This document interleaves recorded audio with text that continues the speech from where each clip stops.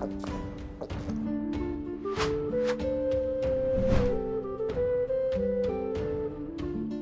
moin, hallo und herzlich willkommen zu einem neuen Video hier auf meinem Kanal. Heute gibt es ja eine Runde Shakes and Fidget.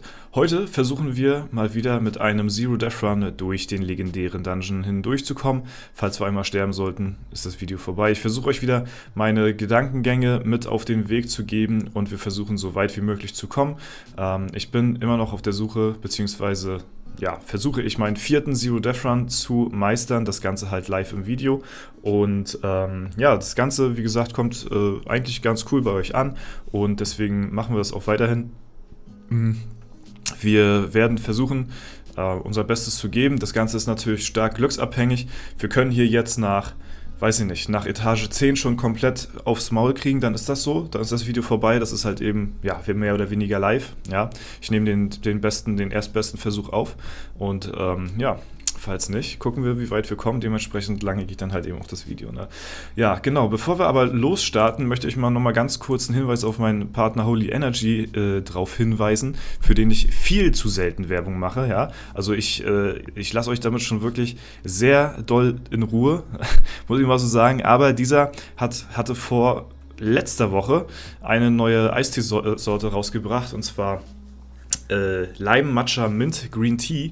Ich bin, muss ich ehrlich so sagen, kann man ja so ehrlich sagen, wenn man nicht so Fan von der Sache ist, ich bin nicht so der Fan von diesen Eistee-Sorten tatsächlich, aber diese Sorte von den Eistee-Sorten finde ich persönlich am besten, muss ich sagen. Ich bin eher der Fan von den Energy-Sorten so, aber die Eistee-Sorten, muss ich sagen, trinke ich jetzt persönlich nicht allzu oft, aber die Sorte, die ist ganz cool für die Leute, die Matcha oder sowas Grünes in die Richtung mögen, können das sehr gerne mal ausprobieren. Ansonsten für alle Leute, die das Ganze noch nicht kennen sollten, Holy Energy ist halt eine gesündere Energy Drink Alternative zum herkömmlichen Energy, den ihr so kennt, so wie Monster oder Red Bull und so, halt ohne Zucker, ohne Taurin, ohne irgendwelche künstlichen Chemikalien drin. Also kann man halt eben mit ruhigem Gewissen das Ganze auch genießen und hat halt trotzdem seinen Boost für den Tag weg, für die Leute, die halt eben das trotzdem trinken. Für die Neuen empfehle ich auf jeden Fall das Energy Probierpaket für 19,99.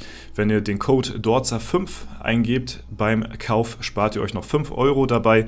Ja, dann ist das Ganze halt wirklich fast wie geschenkt. Ihr habt da 14 Portionen drin und da kann man zum Ausprobieren zumindest, denke ich mal, nichts sagen.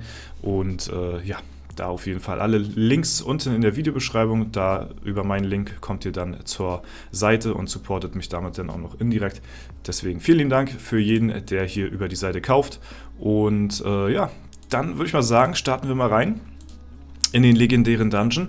Wir versuchen wieder die ersten Etagen ein paar gute Buffs zu bekommen. Das ist ja immer so meine Strategie, weil wenn wir hier schon gut ausgesorgt haben in den ersten Etagen, so One-Hit-Wonder oder doppelten Schlüssel pro Monster oder so, ne, dann sind wir hier immer schon sehr gut mit dabei. Leider haben wir das jetzt nicht bekommen. Das könnte schon wieder das könnte schon wieder unser Ende hier sein, muss ich tatsächlich so sagen, weil Grundlage für so einen Zero Death Run ist natürlich extrem viel Luck. Du brauchst wirklich sehr viel Glück bei den Runs und musst sehr aufpassen, was du machst. Jetzt ist nämlich schon zum Beispiel die Lage, wir sind schon jetzt über die Hälfte Leben. Jetzt wollen wir eigentlich fast gar nicht mehr Monster fighten, weil wir jetzt schon wieder angewiesen sind auf einen Heal. Wir nehmen noch 1 mit, müssen danach aber sofort in die Türen rein. Wir haben Glück, dass wir hier den Fallenentschärfer haben. Wir hoffen wirklich auf einen Heal oder, ja, One-Hit-Wonder ist okay. Jetzt müssen wir gucken, dass wir viele Schlüssel farmen. Wie gesagt, der Fallenentschärfer ist jetzt in solchen Situationen Gold wert, tatsächlich.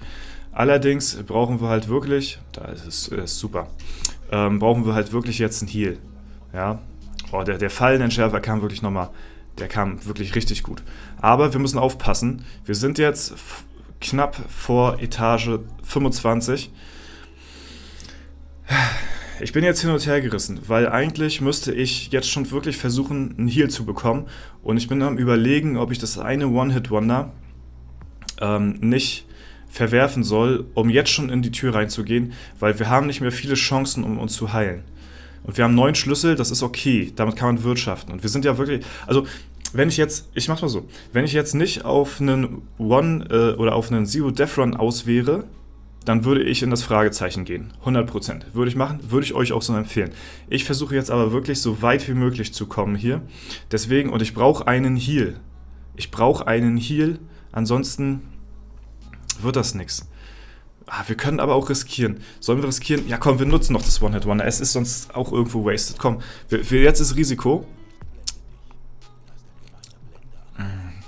Den gemeinen Blender würde ich euch auch empfehlen, immer mitzunehmen, weil der macht nicht viel Schaden. Aber wir haben nicht mehr viel Leben. Risiko ist, wenn wir ausweichen, dann kriegen wir ein bisschen mehr Damage. Deswegen nehmen wir den noch mit. Der macht wirklich nicht viel. Und jetzt müssen wir ausweichen. Ja.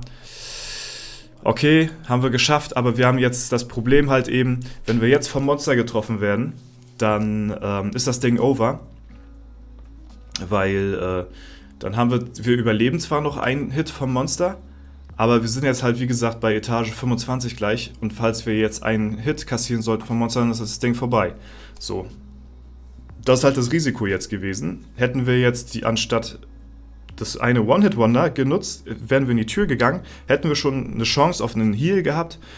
Und jetzt haben wir natürlich sehr viele Schlüssel gefarmt, was natürlich eine gute Grundlage ist, sag ich mal, per se für einen guten Run an sich. Ein guter Run an sich heißt ja nicht per se einen Zero-Death-Run zu machen.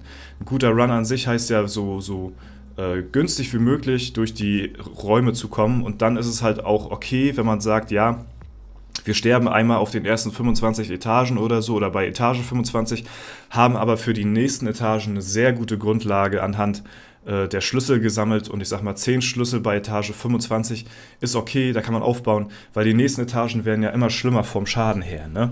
Und deswegen ist es gut, dort dann lieber ein paar mehr Schlüssel zu haben, als nicht so viele Schlüssel zu haben und die halt alle in der ersten Etage, also in den ersten 25 Runden aufzubrauchen, so, ne? Grundlage ist nicht schlecht für die nächsten Runs. Wir gehen rein. Wir hätten auch die Opfertür nehmen können, weil die Opfertür an sich macht auch nicht viel Schaden. Es ist die Opfertruhe, die viel Schaden macht. Jetzt haben wir Risiko gemacht und sind halt jetzt, können halt gar keinen Damage kassieren oder wir kassieren halt mehr Damage, als wären wir nur durch die Opfertür gegangen. Wir schauen und wir kassieren. Und das ist jetzt ein ganz großes Problem, wenn jetzt hinter dem Fragezeichenraum kein Heal ist oder so. Ja, wir brauchen Heal, ansonsten ist das Ding over. Dann haben wir zwar 10 Schlüssel, aber dann sind wir auch nicht sehr weit gekommen. Wir schauen, was haben wir hier? Ja, es ist halt eben sehr glücksbasiert, das ganze Thema hier, ne? Wir schauen, was wir bekommen. Wir müssen einen Heal bekommen, ansonsten ist das Ding vorbei. Und das Ding ist over. Ja, das Ding ist wieder over an der Stelle, das überleben wir leider nicht mehr. Ich weiß nicht, ob wir das Ganze überlebt hätten, wären wir jetzt durch die Opfertür gegangen.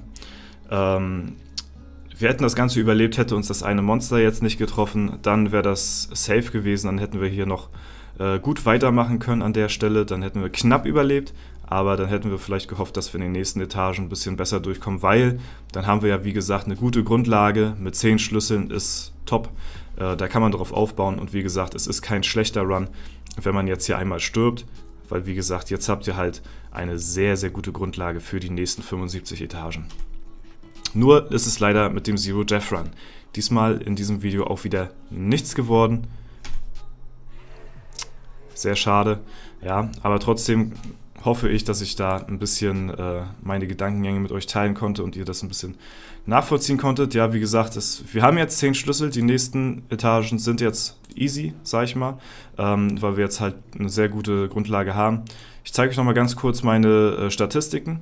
Ja, auf dem Battlemage habe ich hier 3 Milliarden Gold zusammen gefarmt. Auf dem Krieger, da war ich ein bisschen fauler, obwohl es ging eigentlich auch. Also da haben wir fast genauso viel gemacht. Und auf dem Main, da habe ich natürlich mich immer am meisten ins Zeug gelegt, der ist nicht mehr da. Ja, ich glaube, ich hatte da aber so 3,2 Milliarden Gold oder so. Also ich bin auf jeden Fall ein bisschen öfter durchgerannt und deswegen haben wir da auf jeden Fall auch am meisten rausgeholt. Goldtechnisch sind wir auch wieder gut unterwegs. Wir haben viele Stat-Punkte gemacht hier auch auf dem Main. Sind jetzt hier schon leicht über 260.000 Ausdauerpunkte. Geht Richtung 300k und dann wird auch bald endlich wieder Intelligenz gepusht. Ich habe jetzt meinem Marquardt die Waffe gegeben, die ich letztes Mal im Legendary Dungeon gefunden hatte. Das ist jetzt die mit der krassen Spanne, 3er-Stat, weil ich die halt für mich jetzt selbst nicht anlegen wollte, weil ich halt damit zu sehr schwanke in der Ehrenhalle. Ich kann euch aber sagen, die Crits, die jetzt hier vom Marquardt rausgehauen werden, gegen den Monster Truck, den nächsten Gegner in der Schattenwelt hier, die sind aber wirklich, wirklich jenseits von Gut und Böse. Also ich hatte da schon Teile gesehen, die sind schon echt ordentlich. Ja, er überlebt halt jetzt nur 2-mal. Er kann aber auch 3 Treffer austeilen, wenn er gut unterwegs ist hier. Aber er wird halt immer weggekrittet jetzt. Das ist natürlich leider schade. Aber ihr seht, in welche Richtung das geht. 1,7 Milliarden. Ich glaube, einmal war schon 1,9 Milliarden dabei. Also wenn das so weitergeht, dann dauert es bald nicht mehr lange. Ja, hier zum Beispiel gut performt, aber leider jetzt nicht mehr viel rausgehauen an Schaden.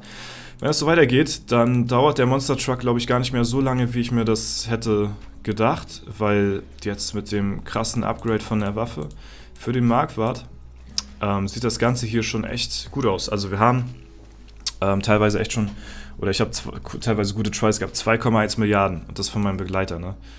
Ich meine, so viel Schaden haue ich nicht raus, weil ich die Spanne dementsprechend dafür nicht habe. Aber ich komme auch schon ran, weil ich halt den dementsprechenden Damage-Vorteil natürlich gegenüber meinem Marquardt habe, ne? Aber im Prinzip, ja, nimmt sich das gar nicht so viel, wenn wir beide gut raushauen, dann schadet das vorne und hinten. Ja, also Monster Truck dauert nicht mehr lange. Ich bin gespannt. Dann sind wir schon wieder eine Etage weiter in der Monstergrotte. Hätte ich nicht gedacht, dass es dann doch so schnell geht, aber so ist das. Ne? Gut, Leute, das soll es dann auch wieder gewesen sein für dieses Video. Mal schauen, wie es im nächsten Dungeon aussieht. Wir wollen ja wirklich versuchen, auf Biegen und Brechen nochmal den nächsten Zero Death Run rauszuscheppern. Und das habe ich halt vor, im nächsten Leggy Dungeon live im Stream zu machen. Mal schauen, wie wir das hinkriegen mit der Challenge, dass ich halt dann eben versuche, ja, so lange einen Zero Death Run herauszubekommen, ne? Also live im Stream als Challenge quasi, und vorher darf ich nicht offline gehen. Ist egal auf welchen Account, ich darf natürlich mehrere Accounts benutzen, weil sonst wird es zu teuer auf einem, weil ich die Pilze ja ein bisschen aufgeteilt habe. Und ja, das denke ich mal wird ganz cool, könnte auch ein sehr langer Stream werden, mal schauen. Aber für heute war es das erstmal soweit. Falls es euch gefallen hat, lasst gerne eine Bewertung und Kommentar dazu da. Schreibt mir gerne eure Kommentare, wie für euch der Legendary Dungeon verlaufen ist, positiv oder negativ, ob ihr Erfolg hattet oder nicht. Das würde mich auch sehr gerne interessieren jetzt zum Abschluss des Leggy Dungeons. Und ja, das war es soweit von mir. Ich wünsche euch einen schönen Tag, habe ich glaube ich schon gesagt, ne? Haut rein und bis zum nächsten Mal.